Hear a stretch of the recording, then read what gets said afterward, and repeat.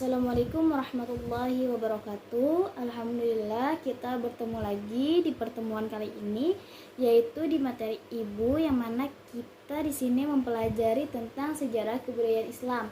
Nah, pada hari ini kita akan mempelajari yaitu tentang sejarah masuknya Islam di Indonesia.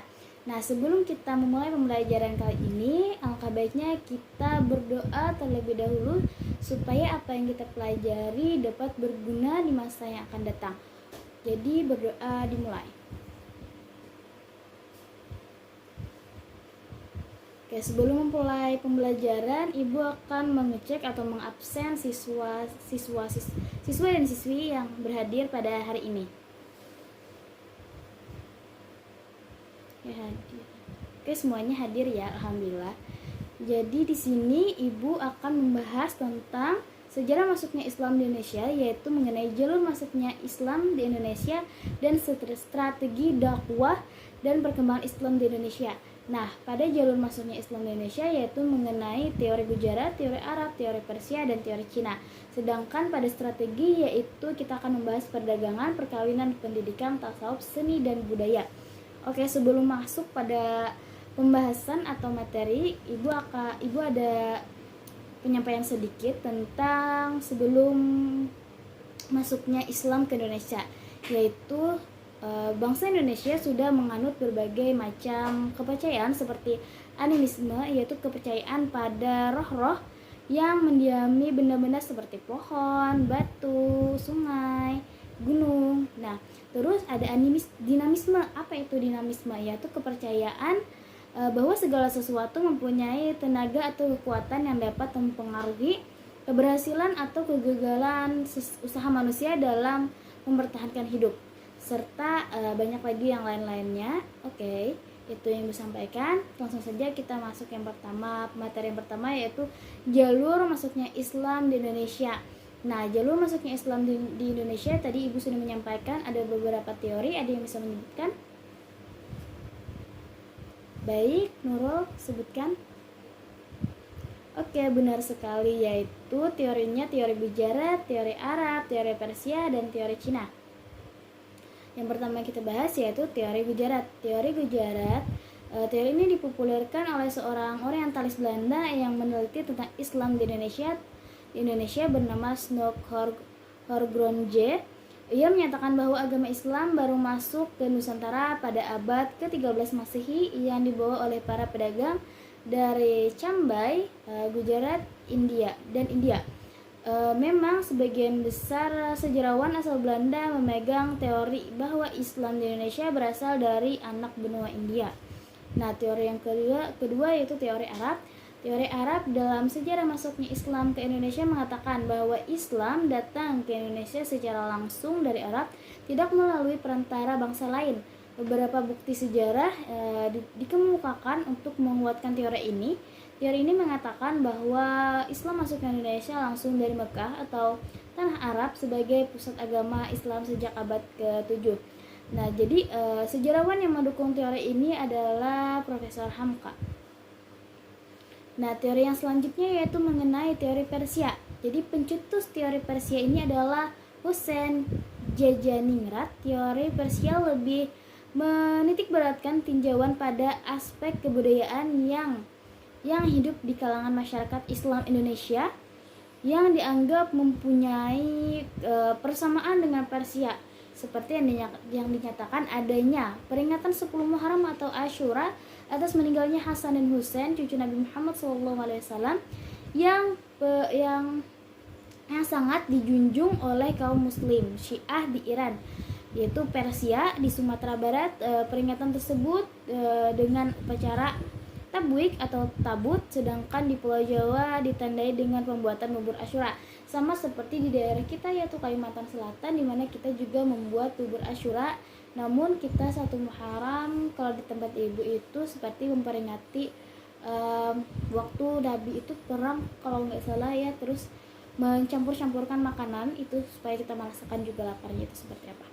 Nah, terus adanya kesamaan konsep ajaran Sufisme yang dianut Syekh Siti Jenar dengan Al-Hallaj, seorang sufi besar dari Persia. Terus penggunaan istilah bahasa Iran atau Persia dalam sistem mengeja huruf Arab untuk tanda-tanda bunyi harokat. Terus ditemukannya makam Maulana Malik Ibrahim tahun 1419 di Gresik. Terus adanya berkempungan Leren atau Leran di Giri, daerah Gresik. Leren adalah nama salah satu pendukung teori ini, yaitu Umar Amir Hussein dan P.A. Hussein di Jayaningrat. Nah, di Jayaningrat dikenal sebagai orang Indonesia pertama yang mempertahankan disertasi di Universitas Leiden, Belanda pada 1913. Disertasinya tersebut berjudul Kritische kalau diartikan yaitu pandangan kritis mengenai sejarah Banten. Oke, yang selanjutnya itu mengenai teori Cina. Menurut teori Cina, proses kedatangan Islam ke Indonesia khususnya di Jawa berasal dari para perantau Cina. Menurut teori ini, orang Cina telah berhubungan dengan masyarakat Indonesia jauh sebelum Islam dikenal di Indonesia. Pada saat Hindu, Buddha, etnis Cina atau Tiongkok telah berbaur dengan penduduk Indonesia, terutama melalui kontak dagang. Bahkan ajaran Islam telah sampai di Cina pada abad ke-7 Masehi, masa di mana agama ini baru berkembang. Sumanto Al-Qurtubi dalam bukunya Arus Cina Islam Jawa menyatakan menurut kronik sumber luar negeri itu pada masa dinasti Tang 618 sampai 960 di daerah Kanton Zhangzhou, Guangzhou dan pesisir Cina bagian selatan telah terdapat sejumlah pemukiman Islam. Oke, di mana di dalam teori tersebut dari teori yang Ibu jelaskan tadi, teori Gujarat, teori Arab, teori Persia, bahkan teori Cina, yaitu banyak memuat tentang perdagangan. Jadi yang selanjutnya itu kita akan membahas strategi dakwah Islam Indonesia, yang mana yang pertama kita bahas yaitu mengenai perdagangan. Oke. Perdagangan, berdasarkan data sejarah, perdagangan merupakan media dakwah yang paling banyak dilakukan oleh para penyebar Islam di Indonesia. Hal ini dapat kita lihat dari adanya kesibukan lalu lintas perdagangan pada abad ke-7 Masehi hingga ke-16 Masehi. Jalur ini dimungkinkan karena orang-orang Melayu telah lama menjalin kontak dagang dengan orang Arab, apalagi setelah berdirinya kerajaan Islam seperti Kerajaan Islam Malaka dan Kerajaan Samudra Pasai di Aceh. Maka makin ramai para ulama dan pedagang Arab datang ke Nusantara atau Indonesia. Di samping perdagangan, mereka juga menyiarkan agama Islam. Fakta atau sejarah ini dapat diketahui berdasarkan data informasi yang dicatat oleh Tom First bahwa seorang asal Portugis menceritakan tentang penyebaran Islam antara tahun 1512 sampai tahun 1515 Masehi yang meliputi Sumatera, Kalimantan, Jawa hingga Kepulauan Maluku. Nah, selanjutnya itu melalui perkawinan. Seperti apa itu perkawinan? Bingung. Oke, jadi melalui strategi perkawinan yaitu proses penyebaran Islam Indonesia juga banyak dilakukan melalui pernikahan antara para pedagang muslim dengan wanita Indonesia. Jalur perdagangan internasional yang dikuasai oleh para pedagang muslim menjadikan para pedagang Islam memiliki kelebihan secara ekonomi. Jadi, para pedagang muslim yang tertarik dengan wanita-wanita Indonesia yang ingin menikah masyarakat agar para wanita tersebut harus memeluk Islam sebagai persyaratan dan sebuah pernikahan. Jadi dengan perkawinan memiliki keturunan, itulah makanya disebut penyebarannya melalui perkawinan. Oke, jadi yang selanjutnya yaitu tasawuf. Apa itu? Seperti apa? Oke, jadi para pelaku tasawuf atau sufi umumnya adalah pengembara.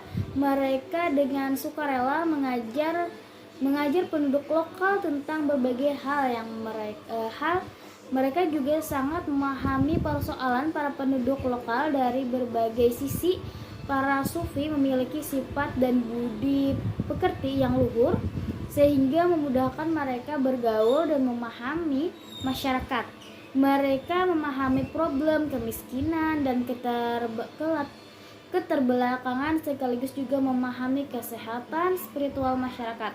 Mereka juga memahami hal magis yang digandrungi masyarakat penganut paham animisme dan dinamisme. Kala itu kan tadi sudah Ibu ucapkan pada awal-awal, di mana bangsa Indonesia yaitu sebelum masuknya Islam banyak menganut paham animisme dan dinamisme kala itu. Nah, hal ini menjadikan para sufi mampu melihat celah yang dapat dimasuki ajaran-ajaran Islam. Dengan tasawuf, bentuk ajaran Islam disampaikan kepada penduduk pribumi dapat dengan mudah masuk ke alam pikiran mereka. Di antara para sufi yang memberikan ajaran Islam kepada masyarakat adalah Hamzah Pansuri dari Aceh, Syekh Lemah Abang, dan Sunan Panggung dari Jawa. Nah, yang selanjutnya yaitu kesenian dan budaya ya. Nah, jadi yang kesenian dan budaya yaitu para tokoh penyebar Islam mengajarkan Islam menurut bahasa dan adat istiadat masyarakat setempat, yaitu sebagai besar nama-nama mereka telah melegenda seperti Wali Songo, ya kan, 9 wali dari tanah Jawa. Penyebaran Islam melalui kesenian atau budaya termasuk paling banyak mempengaruhi masyarakat seperti wayang. Kita tahu wayang kulit itu salah satu bentuk kesenian dan budaya yang menyebarkan penggunaan seni dalam menyampaikan Islam, seperti wayang, sastra, dan berbagai kesenian lainnya. Pendekatan jalur kesenian dilakukan para penyebar Islam untuk menarik perhatian masyarakat sehingga tanpa terasa mereka pun tertarik pada ajaran Islam. Misalnya, Sunan Kalijaga adalah tokoh seniman wayang, yang mana ia tidak pernah meminta bayaran dalam pertunjukan seninya, tetapi ia meminta para penonton untuk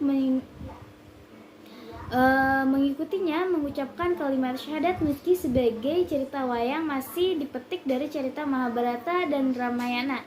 Tetapi dalam cerita itu disisipkan ajaran dan nama-nama pahlawan Islam. Selain wayang, bentuk kesenian yang dijadikan media Islamisasi adalah sastra, hikayat, babat, dan sebagainya. Seni arsitektur ya seperti terlihat pada bentuk-bentuk masjid, peninggalan para ulama atau wali songo, dan seni ukir yang banyak terdapat di kediaman atau masjid-masjid peninggalan para wali ya. Nah, itu tadi materi yang Ibu sampaikan.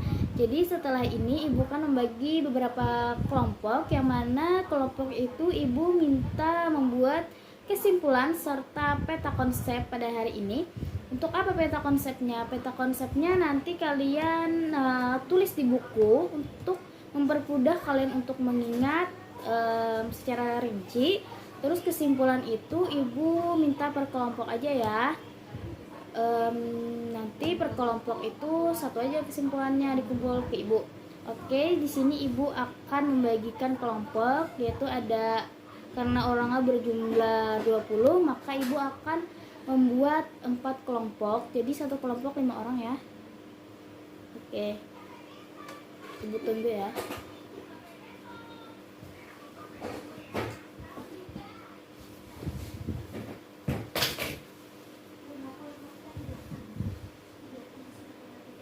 Oke, ini sudah semua kah? Kumpul. Oke, terima kasih Ibu, cukupkan pembelajaran pada hari ini. Semoga apa yang kita pelajari dapat bermanfaat. Untuk menutup pembelajaran pada hari ini, alangkah baiknya kita mengucapkan hamdalah, alhamdulillah.